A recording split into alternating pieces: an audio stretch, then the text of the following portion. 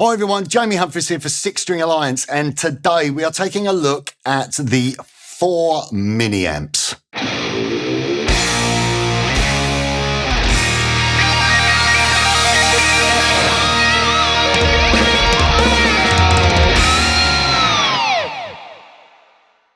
So welcome to part 2 of our 2-part video series looking at the mini amps. Yeah, in part 1, we had a performance of one of my old tunes.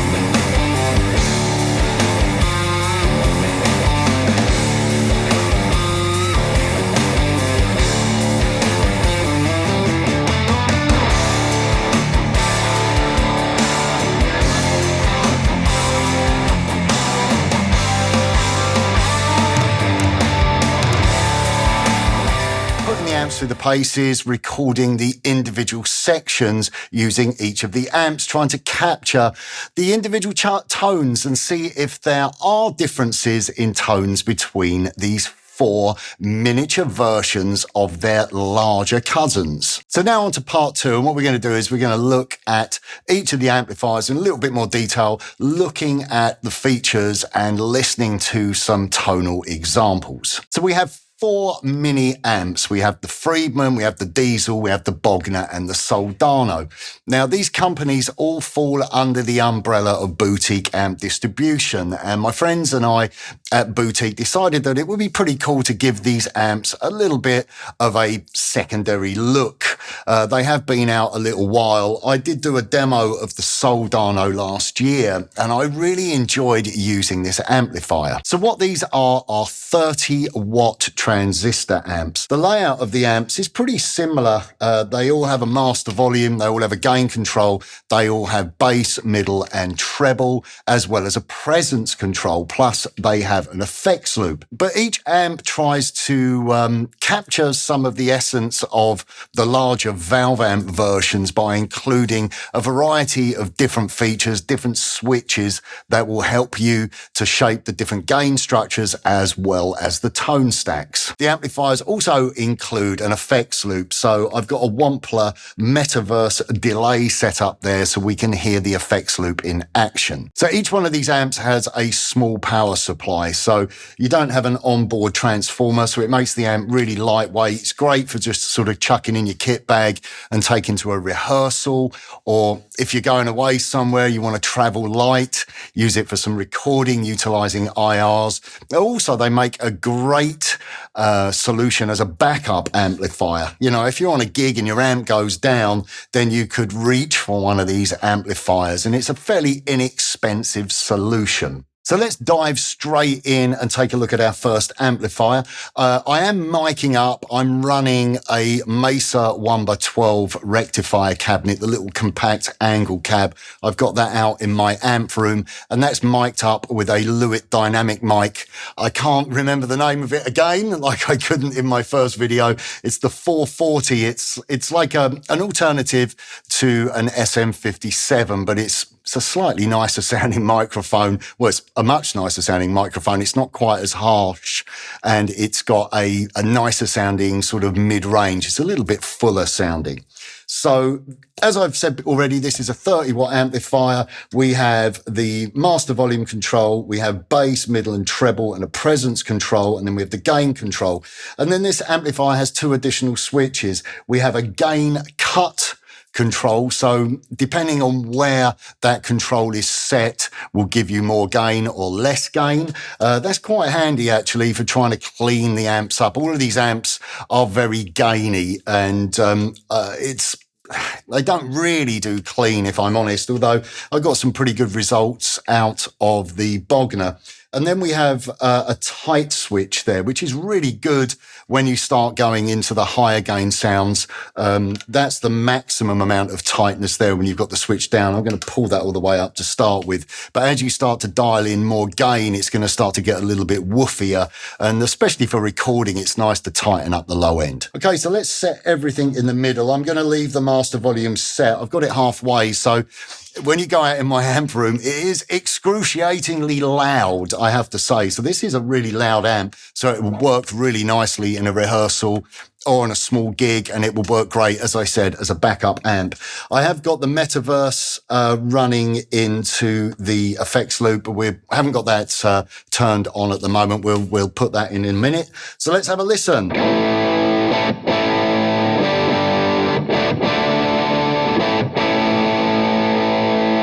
Straight away, that's kind of got that sort of woody British tone about it. It has that characteristic. Let's back the gain all the way down.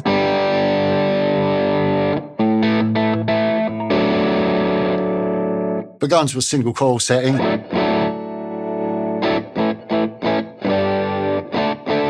It's possible to clean it up a bit, but it's a crunch amp. Let's push the bass up. Back it down. Pretty responsive. Mid-range.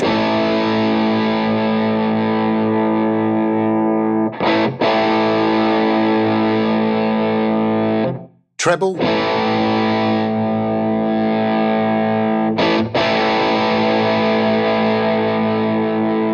And then presence.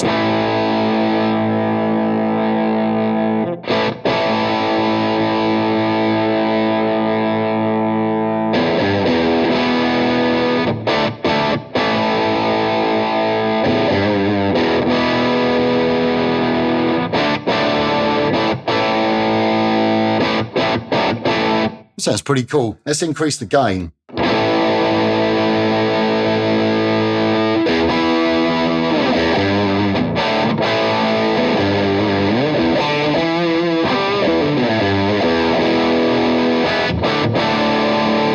You can hear there's a truckload of gain there. Thing is, as you start to push the gain up, especially with the bass control dialed in, it does start to get a little bit woolly. If I back the gain control down,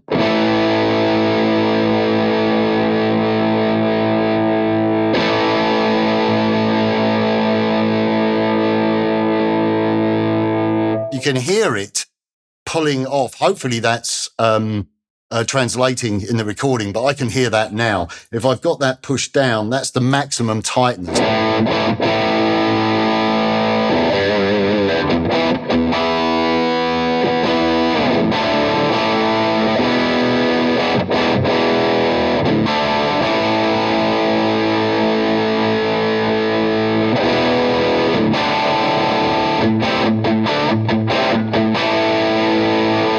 Let's pull the gain control down now, and then let's flick the gain, the cut switch.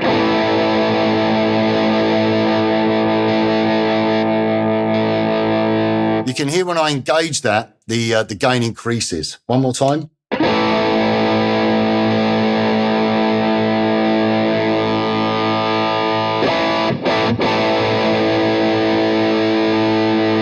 I'm not hearing too much of a switch between the middle position and the bottom position, if I'm honest. I like it on the middle.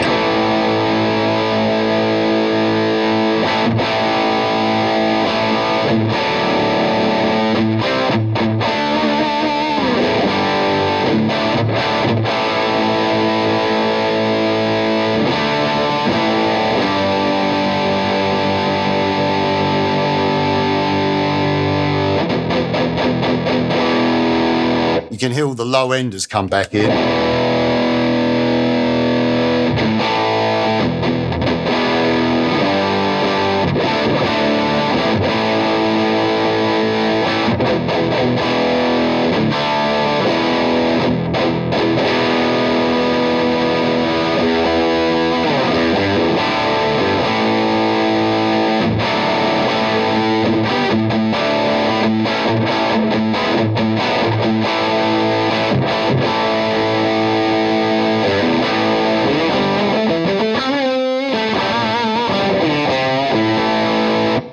It's not going to sound exactly like its big brother, but you can definitely hear those sort of British kind of tones that you associate with it, the hot-rodded kind of British amp.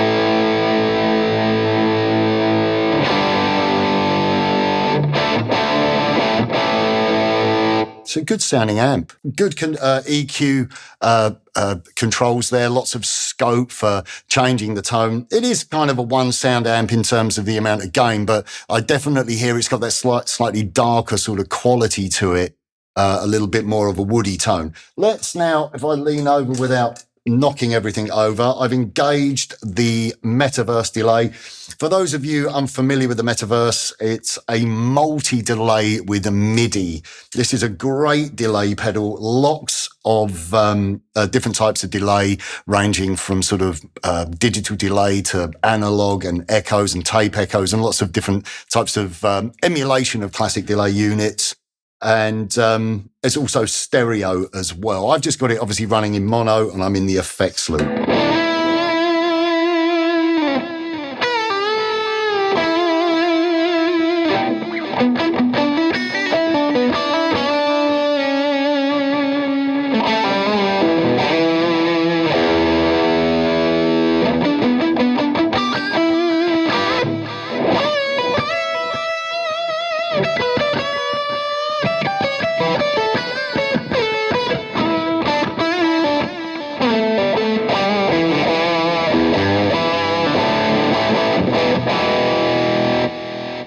Sounds great. It's a lovely sound. You know, that's a really usable sound in any situation. So there we have the Friedman Mini BE. Like I said, it's not going to replace the larger version, but it definitely gives you the characteristic of that amp. It has that British tonality to it. Okay, so moving swiftly on, let's now take a look at the Mini Diezel. Now, this is probably the most straightforward out of all four amplifiers, as it doesn't have any of the dip switches. Once again, this is 30 watts, single channel, as all of them are. We have the volume, we have a deep, which is for controlling the low end, like a low end resonance control. We have the presence, we have bass, middle, treble, and gain. Okay, so let's have a listen. Everything up pretty much in the middle.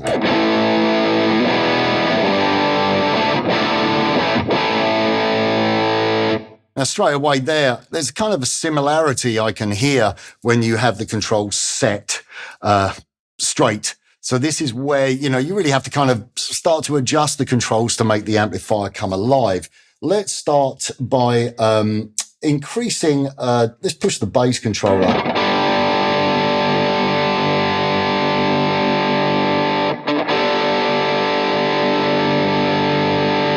Okay, so the mid-range control.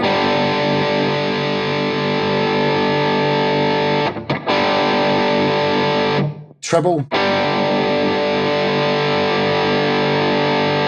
So again, very interactive controls there with a lot of scope with the three individual bands. Let's just set up a generic sort of sound with the amp, how I might set it.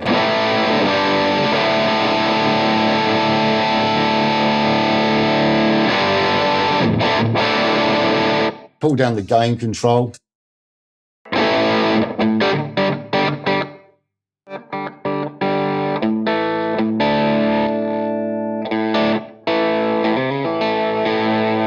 It does kind of clean up, I guess, but it's again, it's a high gain mini amp.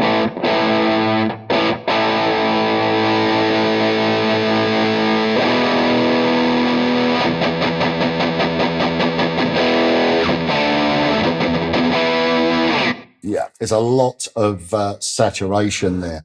Let's pull out some of the mids a little bit, which you'd associate.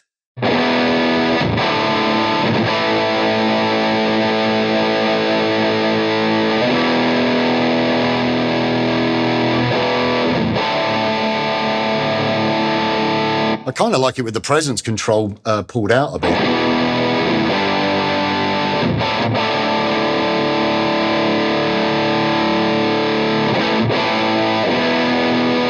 Push up that deep control.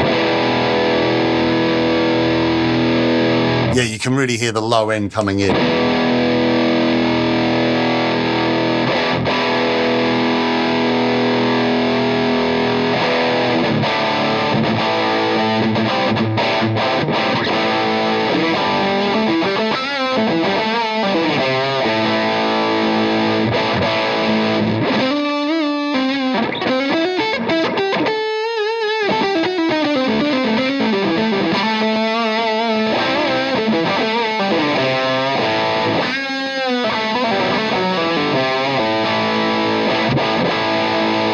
Let's kick in the delay and have a listen. Oops, I've just now moved my delay.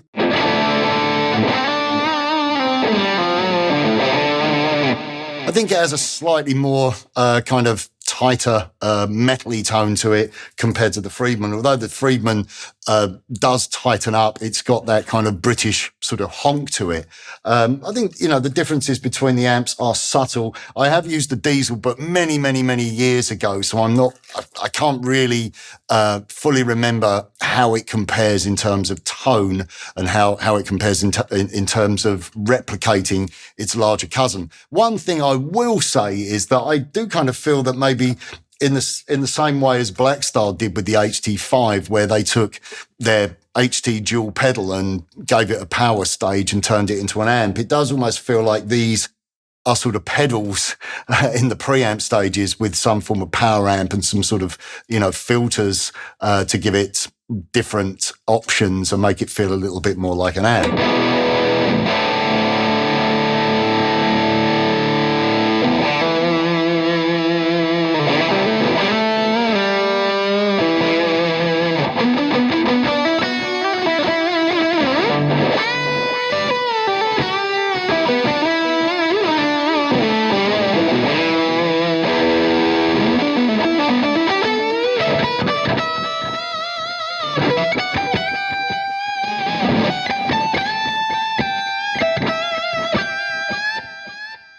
Does it sound like a Diezel? I don't know. I'll have to let you guys decide. Some of you maybe have a little bit more experience with the Diezel amps. Let's just bring in a little bit more presence.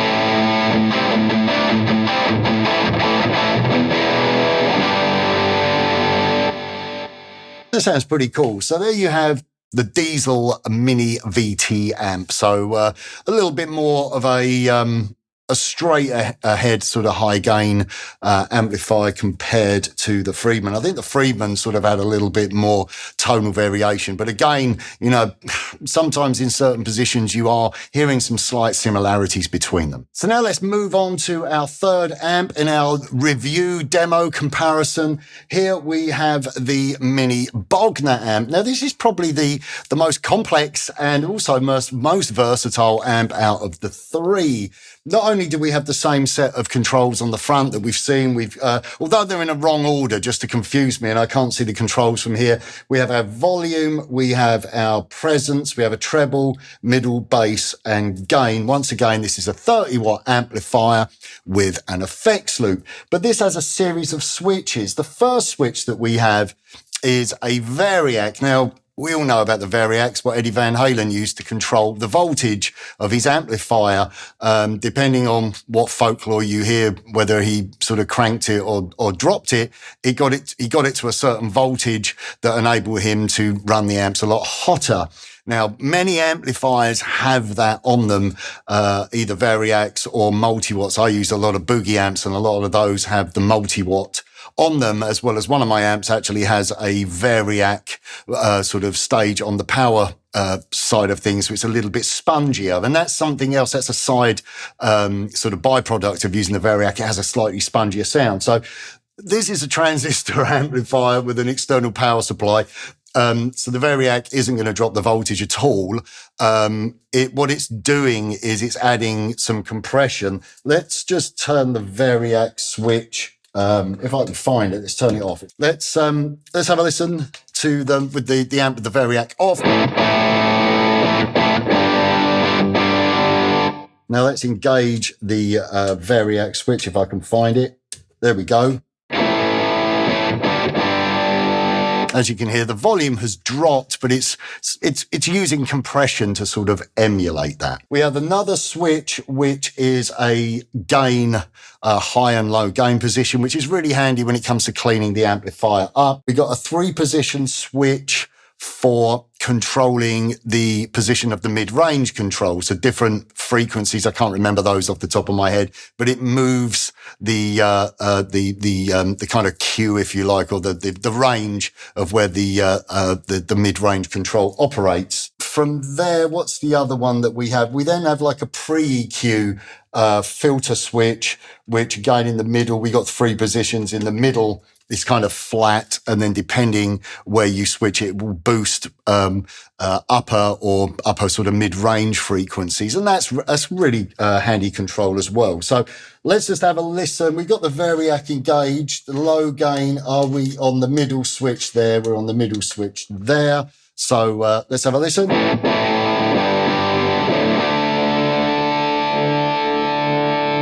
Presence. Trebles.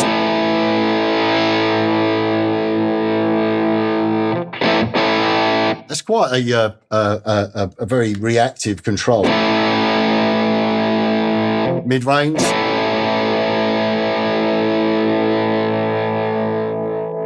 Bass.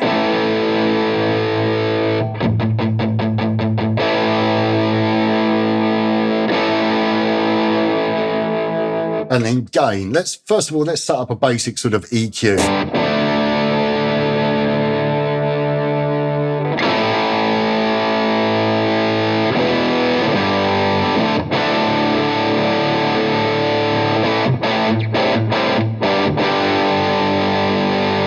I like that straight away. I think this amp's got something going on. I really enjoyed using this amp. Okay, looking to see, let's move the mid-range switch. Oh no, that's the gain switch. Let's do the mid-range switch. So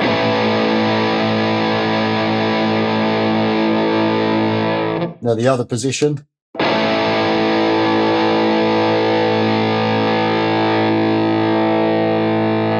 So that's more the upper mids when I push it all the way. That's nice.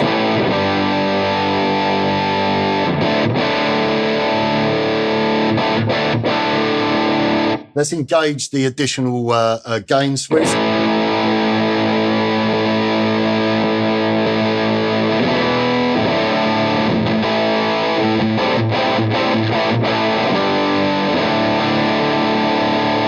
That's very cool sounding. So that's kind of low mid.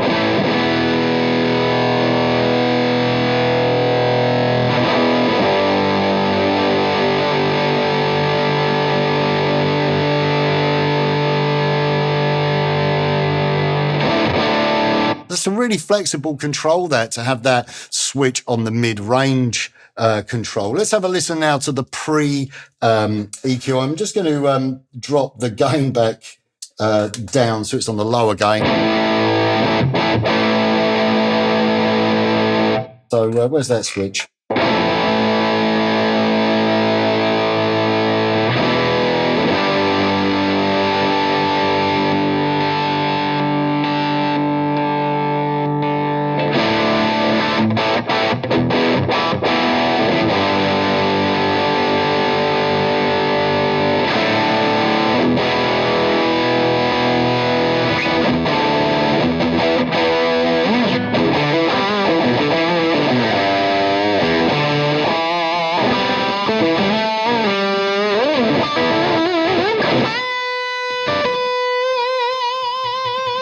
Oh, that's really nice.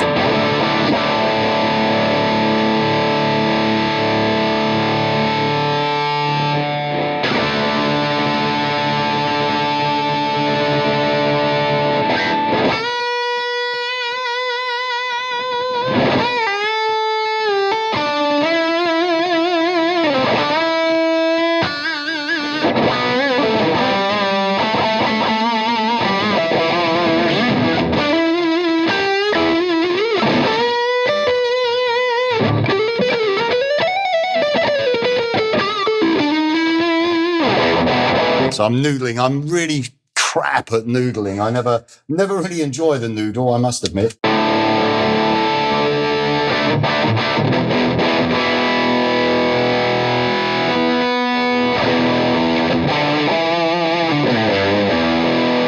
Now, the other thing I found quite interesting was, have I got the gain pushed down? If I go onto like a single coily,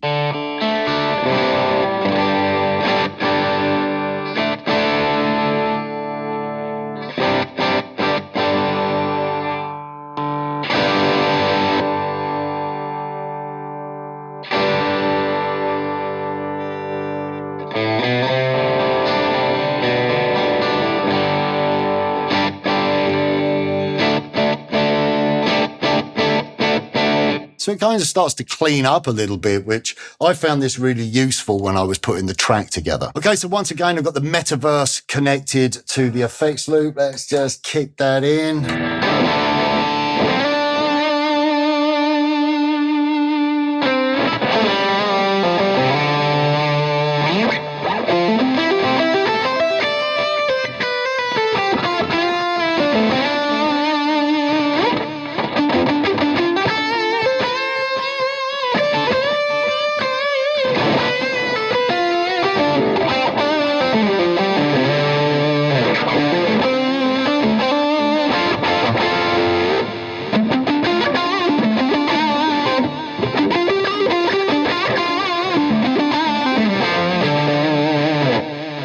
Yeah, I think that's nice. I like this one. So again, another really fun amp to experiment with. Like I said, I always feel a little bit sort of uncomfortable during these sections of these videos. I never really know what to play, just sort of sitting here trying to noodle around. So hopefully that gives you an idea of some of the sounds that you can create from this amp. But I really like this one. I think it's got some real flexibility and a lot of features to it. So now let's take a look at the final amp out of our group of 4, and that is the Mini SLO, the Soldano SLO. Now, I've already looked at this amp in an earlier video, but I felt we should still cover it as we're looking at all 4 of them.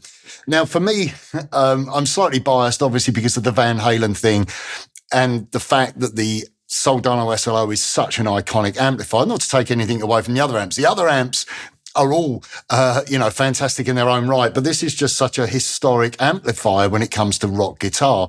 And I really feel that out of all of them, this one is the one that really sort of captured the sound of its larger counterpart. I think all of the amplifiers do their own thing, but this one to me really, really does have that different sound about it. Looking at the front, we've got the master volume. I've got that set a little bit lower because although this is a 30-watt amplifier, this one is actually a little bit louder. When I'm looking at the levels, when I'm comparing the levels of them, this amp is it's got a little bit more. We've got the master, then we've got the presence. Hopefully I'm getting these in the right order because I can't see them from here. We've got the presence, we've got the treble, we've got the mid-range, and we've got the bass, and then finally the gain control. We've got a normal and a deep switch to give you a little bit of exaggerated low end. And we have a crunch and an overdrive switch to give you a different gain stage. So once again, this amplifier also has an effects loop. So we're got everything pretty much halfway, apart from the volume. Let's have a listen. Let's push up the bass control. Pull that out. You can hear the difference.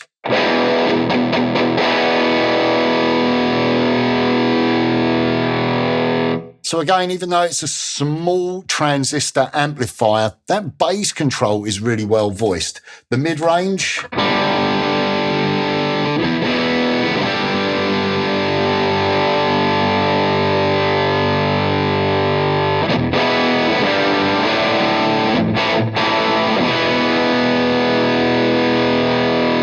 So again, a really good kind of range within the mid-range spectrum there. Let's have a listen to the treble control.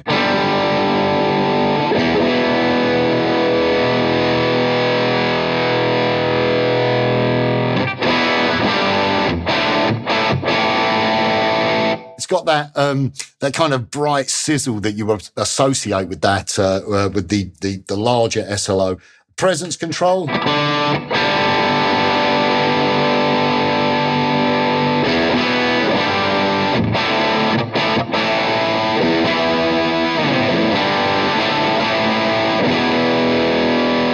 So it's got that distinct characteristic. I actually find that this is sounding a little bit tighter with the 1x12 Mesa cabinet that I'm using for this demo versus the 2x12. It sounded, or maybe it was the microphone, I don't know, because the 2x12 Mesa cab is a fantastic cab, but I was using a condenser mic for that demo, whereas this time I'm using a dynamic microphone, and I think it's a little bit more suited to the sound of these amps and the guitar in general. So I'm on the overdrive setting. Let's drop the gain down.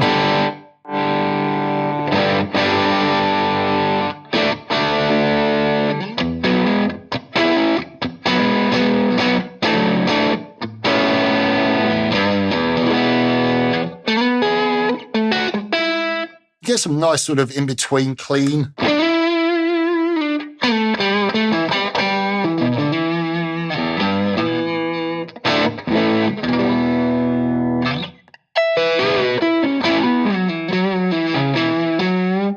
It's a really nice sound. Let's start pushing up the overdrive. I do love this little amp.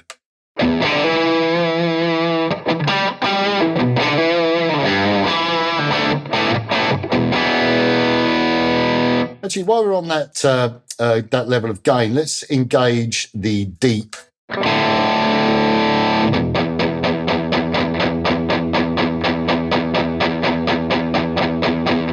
You can hear it just adds a little bit of extra weight to the sound. You always have to be a little bit mindful of those low-end filters on all of these amps, or the amps that have that capability. I think using the tight switch on the Friedman is really good. It eliminates that kind of woof that you get when you start to engage more gain. And the same with the Diezel as well, having that deep control, really paying attention to that. There is a tendency to wind those things up, but once you start getting into recording and sort of real situations with the amplifier, then it can take up too much of the wrong sort of frequency range. So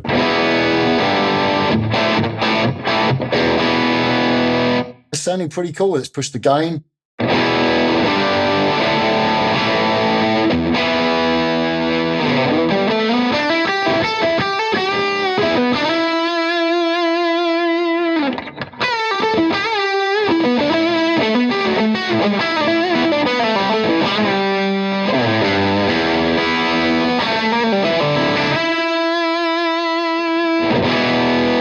Push the gain up further. That's a pretty big, thick sound that we're starting to get now.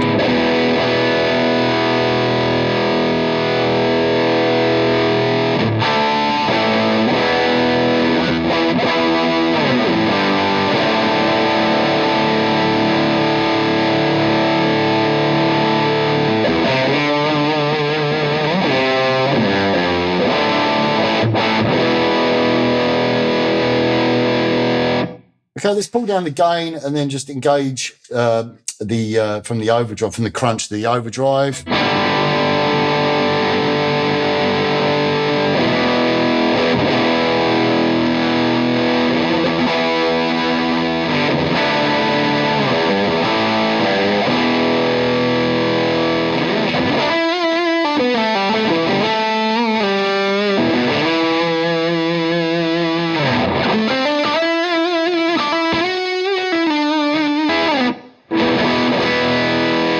Sounds great.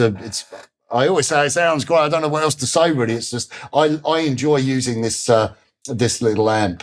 I think it's got a really good sound about it. I think it has a different quality to the tone, the way that it's voiced. Let's engage our delay pedal and have a listen to that. That's in the effects loop.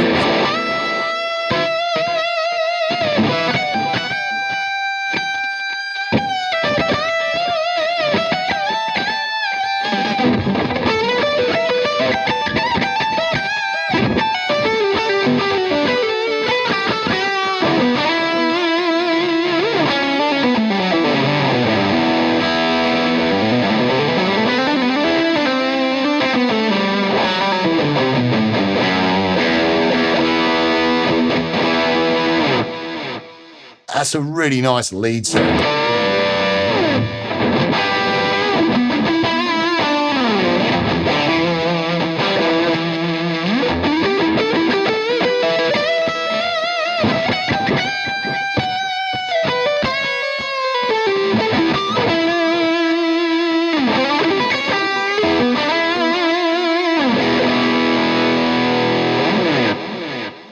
So there we have our 4 mini amps. Now, my conclusion on this, what do I think about them? Well, I think that you can hear a distinct sound between each one. There are going to be similarities. It's essentially the same sort of workings. It's just down to the tone stack and the gain structure and the way that the amp is voiced. But I think there is always going to be a point where you get the amp set and there's going to be some similarities. You're dealing with a little solid state head here. These aren't full-blown valve amps with the characteristics and all of the little intricacies that go into them. I think the way that you set these amplifiers up really determines the sound. But I could really hear distinct sounds, say, between the Friedman and the Soldano. I think these two really are voiced really well. The Friedman has that very kind of woody sort of British sound to it, obviously moving into the high gain territory. You've got the cut switch to determine different levels of gain, and then you've got the switch to tighten up the low end when you start to push the high gain. The Soldano, I've already demoed this amp, and that's always been a winner to me. I think for the price point, you get a little amplifier that does a pretty good impersonation. It's never going to be the same. These are never going to replace those, the full priced valve amps. It's just not going to happen. But there's something about this little amp. But out of all of them, I think that the real Swiss Army knife is the Bogner. Now, there's a lot going on with this amp. Yes, it has essentially the same controls. They all have the same layout. Gain, volume, presence, bass, middle, and treble. It's the same layout on each one. But you have a lot more going on with the little switches. Yes, we've got the switchable overdrive, which we see on the Friedman and also on the Soldano, or should I say, it's more of like a gain boost, if you like. But you've got switchable mid-range, so you can actually move the position of the mid-range control. You've got 3 different positions that you can move that to.